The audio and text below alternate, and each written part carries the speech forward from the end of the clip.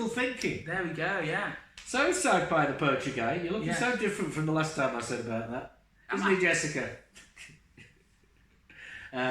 What's your first square today?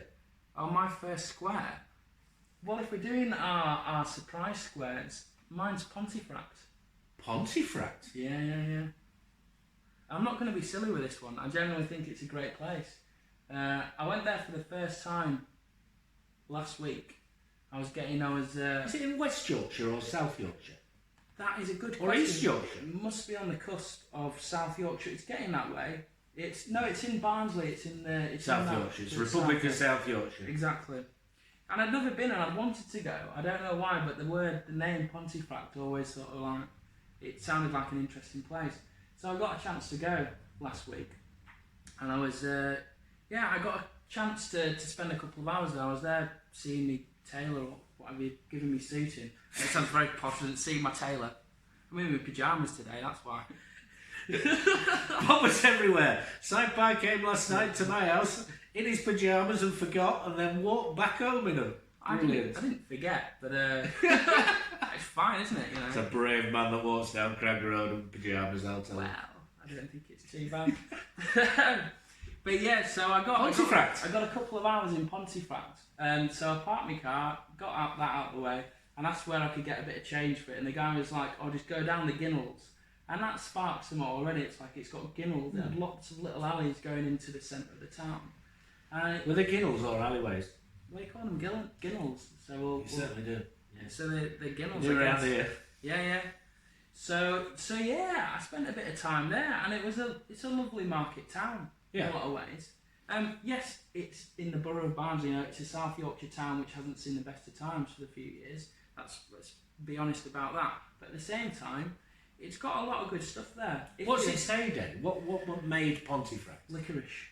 Liquorice, part of the Liquorice Triangle. Absolutely. So it did. There are people who've disappeared in that, by the way. Yes. Yeah.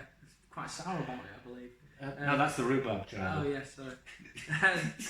So yes, Liquorice was their heyday. They were a big part of the Civil War as well. So it was a royalist base. Yeah. And the castle there got sieged a couple of times. Actually, after the second siege, which I believe they did win eventually, but it was pretty nasty. 2009. Yes, that was it.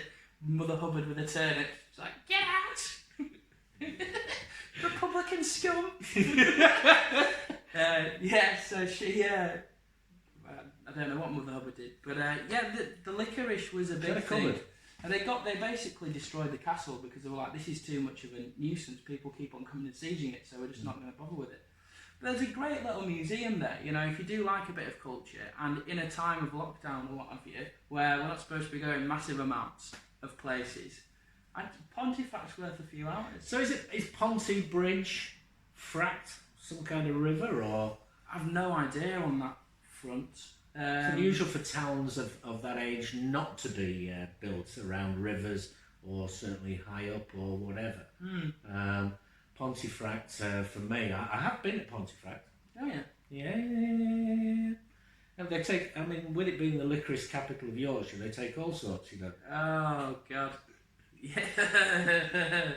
That was borderline quite good. Oh, I thank you. Yes, borderline. They've got the Haribo. Thank you, Bertie. There, you know. They've got a big Haribo factory. Have they? Yeah. Oh, how disappointing. Well, yes, it's something to do if you like sweets. Obviously, I like the history more. Yeah, it's an ale-making town as well, isn't it? There were quite a few pubs there, so I could believe that. Well, Masham and... not Masham. What's the place quite close to Pontefract? Tadcaster. Okay. Tadcaster is a big brewing town, and I think Pontefract has had its brewing history as well. It's an old market town. It's an ancient place. I love those kind of places where you can just see the bones of the place, and you're like, people have been here a long time. So they got a little museum, which the guy there, I can't remember his name, but he was one of those great advocates of local history. You could tell he's from Pontefract, and he was really willing to share his knowledge on it, and I was willing to listen. So it was really nice to learn a bit about a small Yorkshire town. There was some nice things in there as well. It's only a small museum, But probably the most memorable thing for me was this ring that they'd found, that excavated reasonably recently. Yeah. And it was a gold ring, simple gold ring, but in the underside of it, you know, where you'd never see it, it said, what did it say? If you see, remember me, inscribed all the way around. And it was just like, that's pretty cool. Did you get me one? I could have got you a Haribo ring. I could still get you one if you want.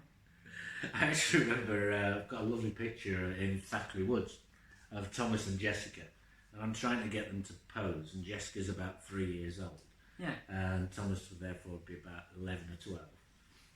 And Thomas is smiling at the camera and playing ball, and Jessica's just sat there like this going. And I think she had 8 Haribo rings on her finger. Right. Just couldn't get her to pose at all. Oh, that's not nice. I've just spilt my coffee in my groin. Well, actually, it's not bad. It's not bad. Yeah, in new delight. Discovered by Richard. So what else about Pontefract? Well, I didn't actually get to the castle in the end. I spent a bit of time in the museum, and there was quite a nice art collection there as well. Towards the end, they had an exhibition of a local artist. I forget his name. I think it's Andrew Leatherley, I believe. But there were just these kind of South Yorkshire town shops, basically. One with the terraces and one of the market square and a few others. Really nice countryside, a beautiful countryside around. It is. It's lovely. Yeah. It's much flatter over there than it is here. It is, yes. And which surprises me. If I'd been the Royalists, I'd have been much cleverer about where I placed my castles and. I'd have put them up high, wouldn't you? Well, defend the high ground. Too confident. They lost in the end, didn't they? Well, they had gone on their size. So yes, I didn't get to the castle, which I'd have liked to have done, but didn't have time. So I actually came away from Pontefract feeling that I hadn't spent enough time there. You know, so I genuinely believe you've got a good 4 hours. So you've got your market, you've got your arts, you've got your liquorice, you've got your royalist history, you've got. I went to the market. Got a couple of pies there in the end. Only 2? Yeah. Where's mine? Well, I ate both of them, I'm afraid. Sorry. There's a surprise. Yeah, 2 pie sign. What they call me. Lockdown, laddies. Exactly. So yeah, which were pretty good, to be honest. The pastry was lovely. If I'm being really honest, the meat was cooked really nicely, but I'm a bit of a veg fan, which a lot of pie lovers will be like. What has he just said? But I'd have liked to see a bit more veg in there and a bit more seasoning. But it was a good Yorkshire pie. I think it is a Yorkshire thing. I mean, it's not just a Yorkshire thing at all. But there are a lot of Yorkshire market towns that were royalist and also had castles and also rivers and so on. And there's some smashing ones to visit. I mean, Skipton is a brilliant one to visit from that perspective. And Knaresborough another. I'm thinking of those Yorkshire towns that are sort of 50, 60,000 people. No bigger than that particularly. I'm guessing that's probably bigger than Pontefract actually is. So they have a character, but they're not too big to have lost that character. And they're generally, I think, towns when they become cities, when they become bigger and bigger and bigger, lose a lot of their understanding of who they are and what they are and where they've come from. I think that's a big problem with Bradford at this moment in time, and Leeds and the big cities of Yorkshire like Wakefield. And they tend to be taken over by commerce. They tend to be taken over in terms of mass migration, not just from abroad but also from the UK, because they're drawn from jobs and so on and so forth. And once that proliferation of people turns a town into a city, I think it's probably less worth visiting. And I agree. I mean, I love the market towns of Yorkshire. Yeah, I mean it's a national problem, if not a global problem. The homogenisation of the world is upon us, isn't it? You know, they have the KFC. Is that to make your milk last longer? Yeah, that's pasteurisation. I didn't get that. I'm not going to ask. Homogenisation. Yeah.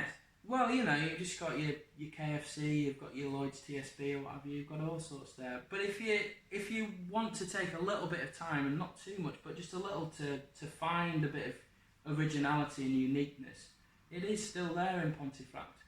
Probably helped that the sun was shining, so it made it better. But yeah, it was nice to be honest. It was nice to see somewhere that I hadn't seen before without going too far away. When I like to travel, so I like to see new places. I like to go on little adventures. I saw a great. I do. I must, even though I say so myself, I've got quite a decent eye for a good restaurant. And there was this pizzeria place. Well, you know, there was a pizzeria that I didn't go into, but it looked good. I was like, they do good pizza, and I bet they do. And it just looked really like straightforward pizza. But so I'm going to go back. I do want to go back because I haven't seen the castle. I will be back. And hello to the people of Pontefract. I'm going to send the. Are we getting paid by the Pontefract Tourist Board, by the way?